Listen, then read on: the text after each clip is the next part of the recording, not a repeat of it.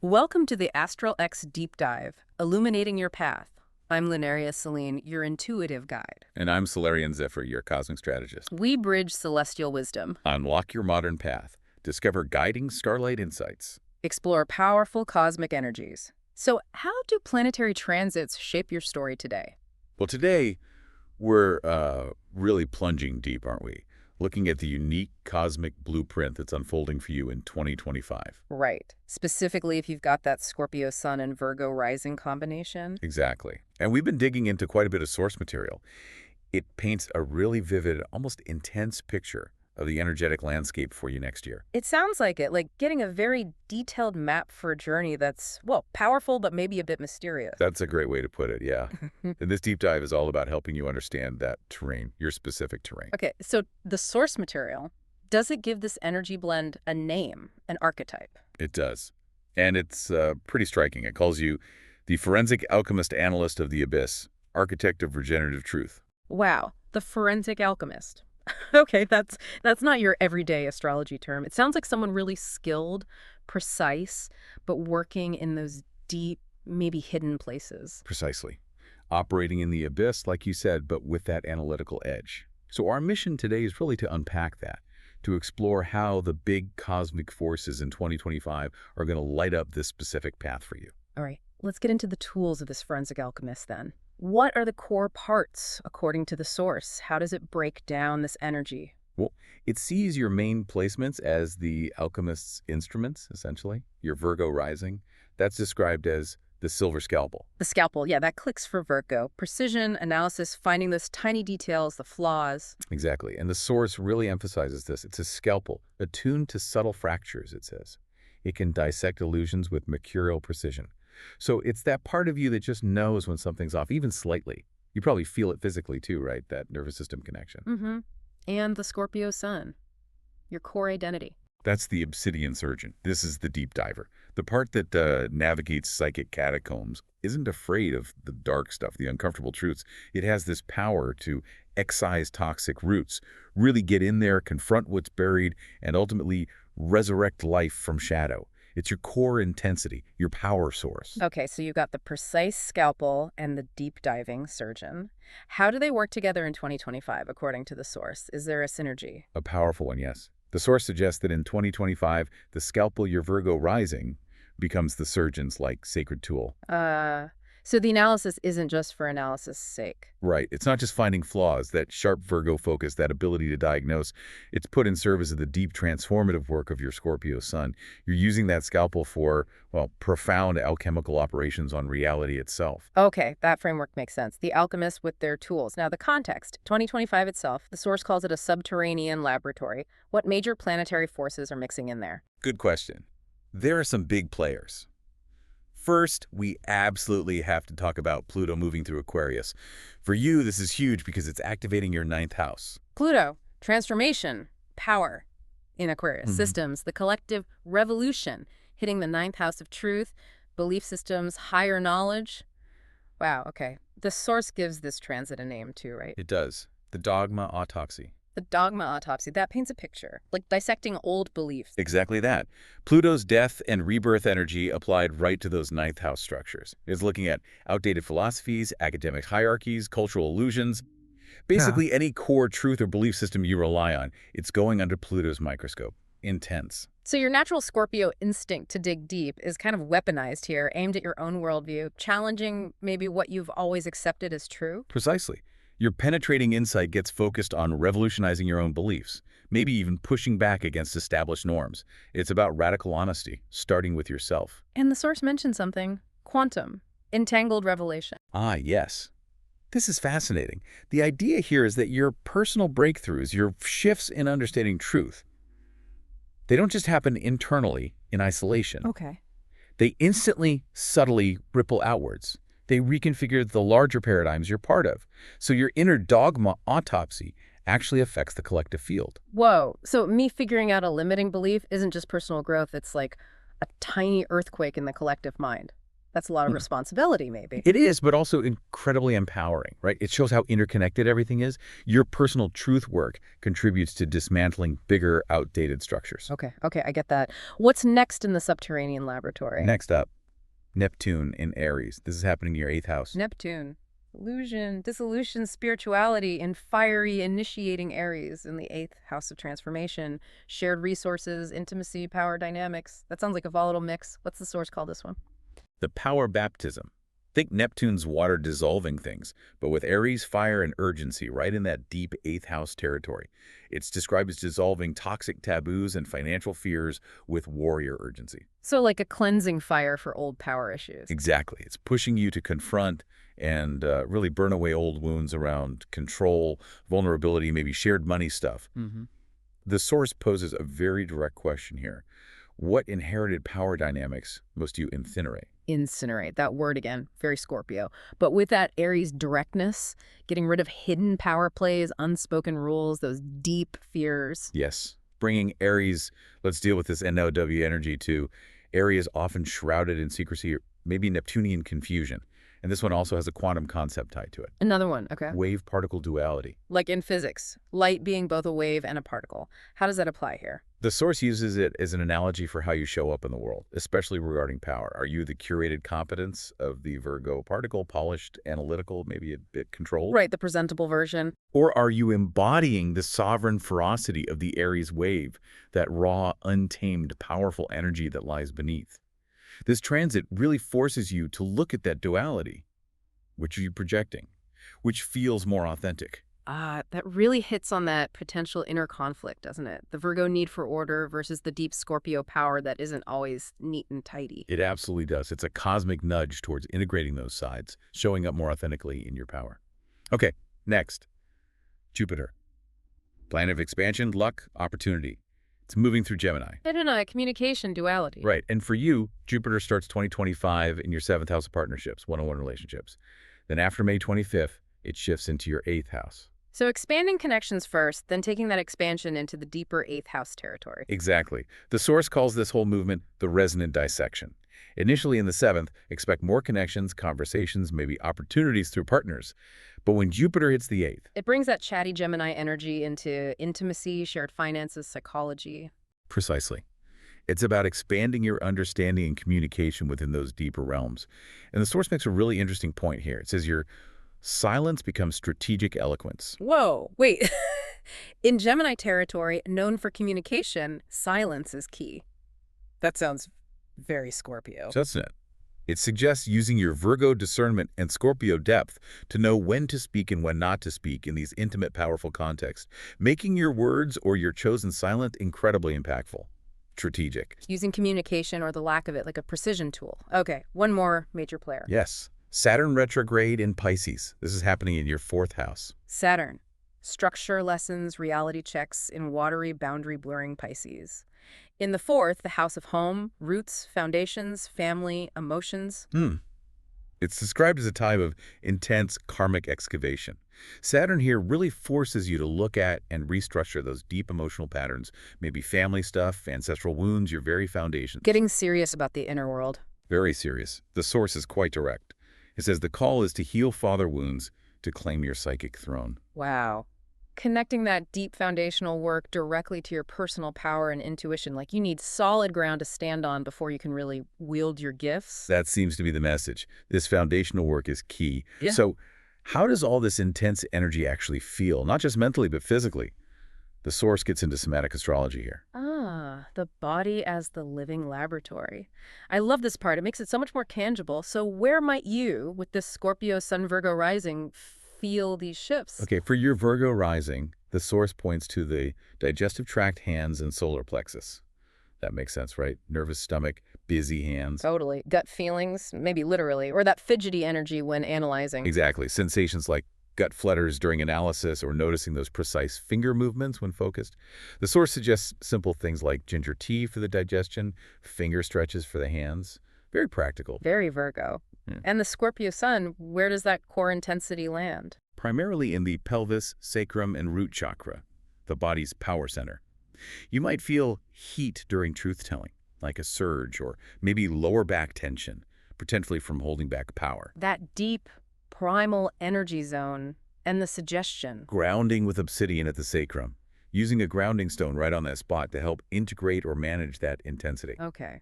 What about the specific transits, Pluto in the ninth? Those truth quakes. You might feel those as third eye pressure, like downloads coming in or even tingling feet, an urge to literally walk away from old dogma. The source suggests walking barefoot on gravel, kind of grounding those insights while stimulating that urge to move. Interesting. And Neptune in the eighth, the power baptism. Those shifts could feel like electric spine vibrations, moments of psychic buzz or activation, or maybe cold palms, which the source interprets as possible energy leaks needing containment. It suggests wearing a black tourmaline ring for protection and grounding. Practical magic. And there was one specific time period mentioned too, Mars in Cancer. Yes, July 20th to September 4th. The source calls this an emotional biopsy. Mars, action and assertion, insensitive protective Cancer. Ooh, that sounds reactive maybe? Could be. You might feel heat in the chest, like protective anger rising, or jaw tension from holding back emotional truths. The suggestion is simple: pressing a jade stone to the sternum to soothe and calm that heart space. It's amazing how specific this gets. Tuning into the body really gives you direct clues about what cosmic weather you're experiencing. Absolutely. It's your personal feedback system. Now, moving from the personal body to history, the source points out that this Forensic Alchemist archetype isn't entirely new. It echoes through time. Oh, like historical examples of people with this kind of Scorpio-Virgo blend. Exactly. Men who merge that scorpionic depth with Virgo's precision, first one mentioned. Carl Jung, Scorpio Sun, Virgo Rising. Ah, makes sense. The father of analytical psychology. Right. The source calls him Psyche's cartographer. His Virgo Rising brought the system, the analysis, the structure to archetypes. But his Scorpio Sun did the deep dive, navigated those collective shadows, the unconscious. His whole legacy is that blend, isn't it? The clinical analysis of mystical truth, giving form to the formless. Precisely. Then there's Pablo Picasso, Scorpio Sun, but with a Virgo moon, close enough energetically. The source sees him as art's deconstructive surgeon. Deconstructive surgeon, I could see that. His Virgo moon element provided that ability to fragment forms, break down visual rules with precision, but the Scorpio Sun injected the erotic intensity, the primal force, the depth. So the analytical eye dissected, and the Scorpio core provided the raw, intense subject matter. Precision weaponized for primal revelation, the source says. Wow, powerful stuff. And a more modern example, Bill Gates, another Scorpio Sun, Virgo Rising. Really? Okay, how does he fit? The source frames him as Code's alchemist. The Virgo Rising is clear in the optimizing systems, the meticulous detail in the software structures. Right. The programmer's precision. But the Scorpio Sun element is seen in how that was used to fundamentally transform global power dynamics, the flow of information, wealth, operating on a massive transformative scale. Taking that detailed Virgo system building and applying it with scorpionic ambition and depth to reshape things. Analytical genius channeling transformative wealth. Okay, I see the pattern. These examples just show the potential power when these energies combine effectively. Applying that sharp analytical tool to the deepest, most complex, sometimes darkest areas of life, and actually changing things. It makes the archetype feel very real, very impactful. Now, the source also gives you, the listener, ways to actively work with this energy, right? Like reflection questions. Yes, exactly. Pause and reflect questions. Think of them as prompts for your own sacred autopsy. The first one is potent. Where does my scalpel, Virgo, critique my surgeon, Scorpio, need for necessary chaos? Oof. Yeah, that hits home for this combo, I bet. That internal tug of war between needing order and control, Virgo, versus knowing that real transformation, Scorpio, often requires messiness, disruption, chaos. It really gets to the heart of it. Another question. What respectable truth, Virgo shadow, masks my authentic power? The danger of playing it safe. Prioritizing the neat, tidy, acceptable Virgo version over the raw, maybe uncomfortable but true Scorpio power. Exactly. It challenges you to look at where you might be hiding your authentic self behind a veneer of reasonableness or correctness. And the last one? How can my analysis become regenerative rather than dissective? This is crucial. Moving beyond just finding flaws or taking things apart. How do you use that analytical gift to heal, to build something new, to make the process regenerative? Turning dissection into reconstruction. I like that. The source also mentions specific practices. It did. Things like a surgical moon purification ritual, maybe timed with the Virgo new moon, or an embodiment practice called the Breath of the Soul Archivist. These are offered as tangible ways to engage, to step into the archetype. Giving you tools for the laboratory. And it finds echoes in culture, too. Yes, showing how this archetype plays out creatively. In film, it points to Detective Somerset from Seven. Oh, Morgan Freeman's character? Yeah, I can totally see that. The meticulous Virgo forensic rigor, his process, combined with that deep, world-weary Scorpio understanding of darkness. Perfectly put. In literature, the classic example, Sherlock Holmes, that razor-sharp Virgo deductive brilliance, the obsession with detail, but fueled by, as the source puts it, his morphine-addicted shadows. Right, the brilliance intertwined with that hidden darkness, that intensity. That complexity.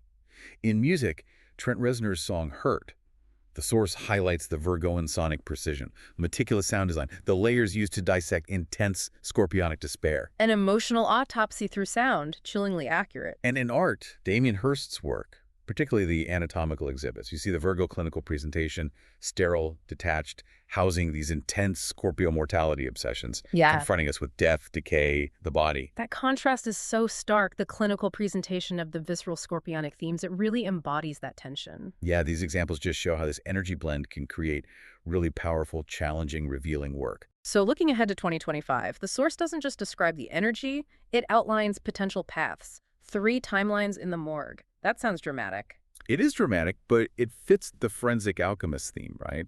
Highlighting the choices involved and the potential outcomes. The first timeline is called the Sterile Analyst.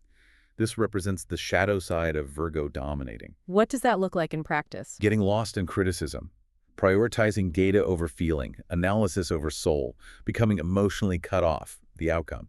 The source says emotional atrophy, disconnected genius, a sterile legacy, like that dust-covered microscope. Perfect tool, but no life in it. Precision without purpose. Analysis without heart. Got it. The second timeline. The toxic scavenger. This is the Scorpio shadow taking over.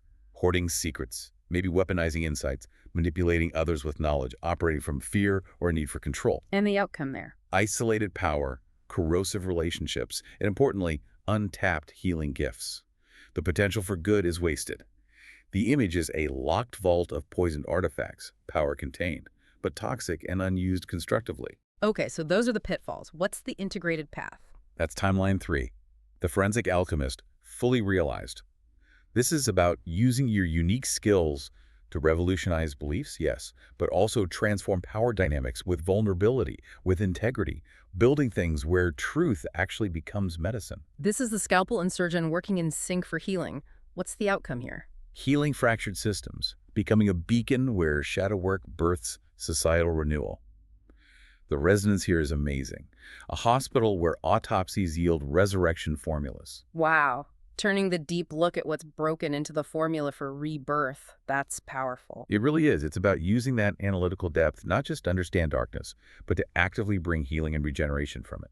For yourself, and maybe for the systems you touch. So the source kind of pulls all this together at the end in an oracle's verdict. It does. It summarizes the core message for you for 2025. It declares this year your sacred autopsy. A sacred autopsy, that's provocative. It really is. And it emphasizes you're not choosing between the scalpel and the abyss. You are the combination. You're the living equation where analytical rigor becomes alchemical resurrection. I like that phrasing. Me too. It then recaps the key transits roles. Let Pluto in your 9th incinerate comfortable lies. Don't shy away from that dogma autopsy. Let Neptune in your 8th dissolve transactional power. Embrace authenticity in how you wield influence and connect intimately. And Jupiter, moving through the 7th and 8th, makes partnerships your alchemical vessels, meaning relationships are key sites for this transformation, and transformation becomes your covenant. You're committed to the process. It's a deep commitment.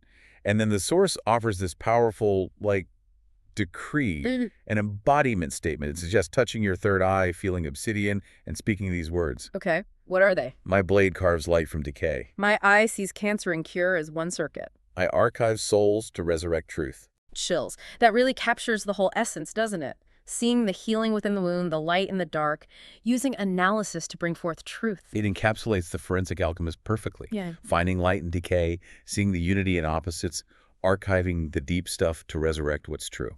Beautifully put. And finally, the source lists some key dates for 2025. Specific moments to maybe pay extra attention. Yeah, anchors for your sacred autopsy journey. August 19th, the Virgo new moon. marked as ideal for that surgical purification ritual. Okay. May 25th. That's when Jupiter enters Gemini in your 8th house, the shift into deeper relational and financial alchemy. Got it. October 2nd. Libra season begins. Might highlight balancing your intense focus with relationship harmony. November 19th. A lunar eclipse in Taurus. Could be a powerful release point around values, security, maybe 8th house themes triggered by the eclipse. Yeah, peak moment, potentially. Could be in December 24th. Pluto stations direct in Aquarius. Maybe a point of clarity or forward movement after all that 9th house dogma autopsy work. Yeah. Okay. Good dates to keep in mind as navigation points through the year. Definitely useful anchors. So as we wrap up this deep dive for you, Scorpio Sun, Virgo Rising, it really comes back to that oracle's verdict. That powerful call to embody the Forensic Alchemist. Let those words sink in again. My blade carves light from decay. My eye sees cancer and cure as one circuit. I archive souls to resurrect truth. As our cosmic journey concludes, Dive deeper into your unique path. request your email audio reading now. Find the link in the description below. Explore episode resources and links. All details are waiting for you there. Ignite. Think. Become. Subscribe for Starlight Insights. Thank you for joining us.